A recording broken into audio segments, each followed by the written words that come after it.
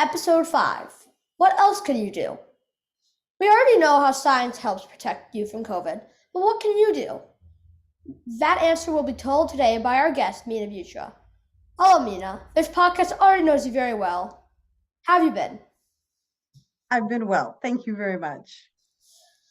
Along with epidemiology, you do many things to stand up for science to protect people from COVID. What do you do?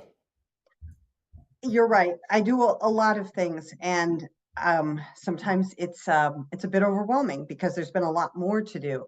But as a public health expert and as a doctor, I really feel it is my responsibility to do these things. So during the very early part of the pandemic, I did as many interviews as I could. Anyone who asked to talk to me on the radio, on the news, in print, I wanted to be able to spread real information to people. I was on social media constantly putting out real facts, what people could do. And I answered questions from anyone. I said, hey, you listen, shoot me a message if you have a question. Because if you think about it, a lot of people don't have a doctor. And a lot of people had trouble reaching their doctor during the pandemic because we were so busy. And I must have answered hundreds of questions from people about their symptoms, about whether they needed to or what kind of a mask, about their jobs, about their family members, about other medicines they were taking. And then after the vaccines came out, I actually developed what was called a vaccine toolkit. I'm part of Doctors for America, and we made a whole toolkit that was online that we spread out to every health professional we could think of to answer a lot of questions about the vaccines, how to get them, what were the common side effects, and just common concerns and questions people had.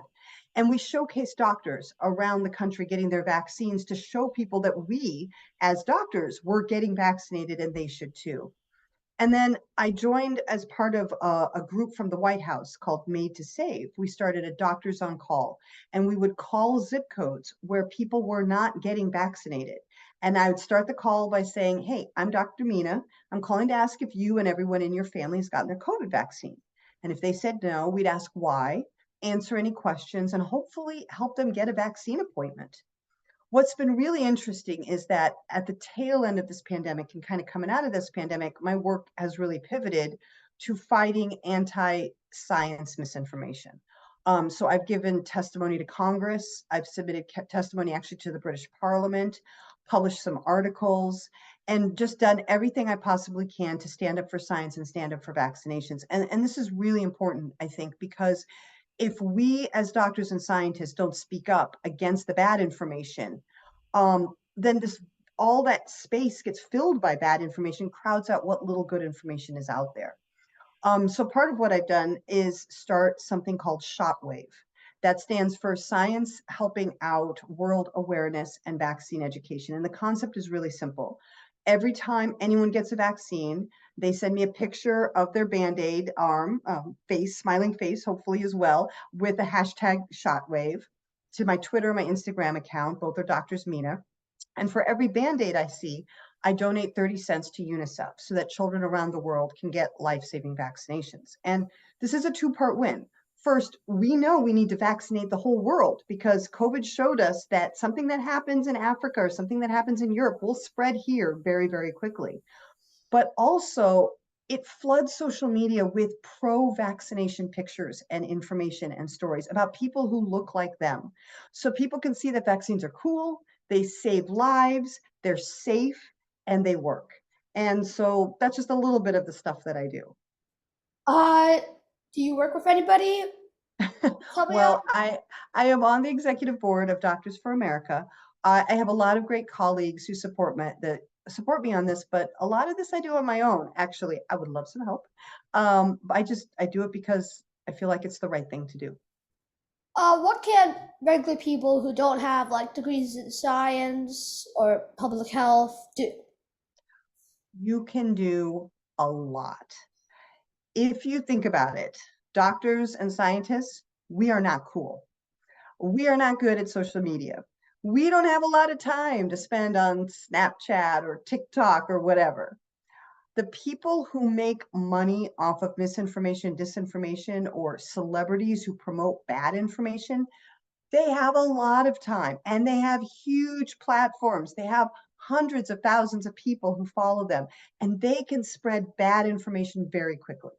So the first thing that people who don't have a degree can do is to find doctors, find scientists, find public health officials, and spread our posts, like our posts. If we're out there doing this, please support us, because we are providing the good information. And if you put that on your platform, you're going to get it to the people who we need to reach. And if you can continue to do that, we can crowd out again that bad information. So you can make a huge difference in getting good information out there. So you were talking about people with a lot of viewers or followers spreading misinformation. How can you avoid that? That is very hard. And because this is a billion-dollar industry in promoting misinformation, including misinformation about COVID, vaccines, et cetera. In fact, throughout the pandemic, we saw people promoting fake cures, fake treatments. There have been statistics that certain anti-vaccine groups are making $500,000 a year promoting misinformation. Avoiding it is therefore very hard. They look for people who are afraid. They look for people who have questions, and they target them. And social media makes that so much easier for them to do that.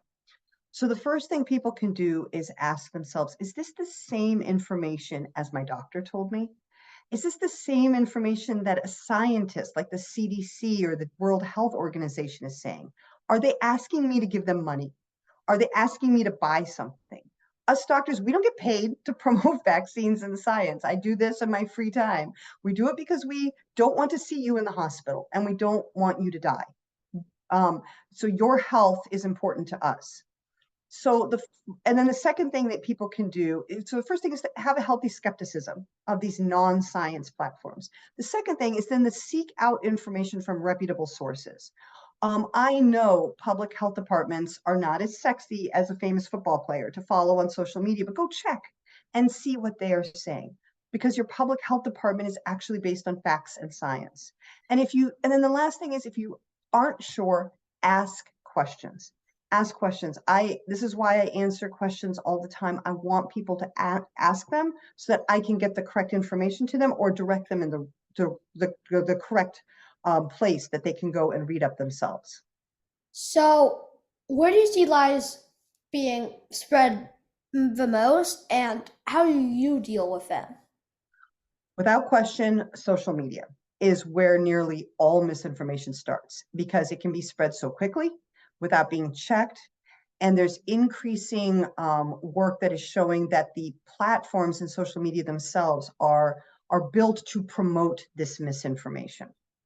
And this becomes a real problem for your generation, that you're especially going to have to deal with, because not only does your generation spend more time on social media than us older people, but all this upcoming technology like artificial intelligence and Chat GPT are based on the internet. So the more lies that are out there, the more they will amplify those lies. So how do I deal with it? I'm one person. I do have nearly 10,000 people follow me on Twitter, though. So whenever I see something that is wrong, that is a lie, I call it out directly. I put it out there, and I hope people will amplify it. I also host a Home Run for Help. This is a day that I am in person in my hometown of Omaha, Nebraska, which has had a really tough time. Their public health department, their scientists have been silenced by anti-vaccines and misinformation and disinformation. So I go there for a day, and we run a whole day with a blood drive, a vaccine clinic, a public health outreach, a healthcare enrollment, and I am there in person, and anyone can walk in for free and ask a question. And this year we're expanding to Iowa City, and I'm hoping to add more cities every year so that people can just walk in and meet a doctor and meet a public health official and get the help, get a vaccine, get information that they need for free. And by doing this, little by little, reaching people where they are. So, the lies on social media that you call out, do they come directly to you, or do you just find them, look for them? Well, I do get a lot of hate social media. I respond to some of it to expose the lies as best I can. But I also get a lot of people who are genuinely asking a question. They're reaching out because they read something, or somebody told them, or somebody told their family member something, and they want to know, is this real? How do I deal with it? So I make myself as available as I possibly can to talk to anyone anytime. This is my job. I truly believe my work as a doctor doesn't just stop with the patients who get to see me in clinic, and my job as a scientist doesn't end with a science experiment. It is our job to spread that information, to reach out to people, to ask for questions and be available to answer them. So I do it both ways. Thank you for your time, Meena, and that is our COVID podcast.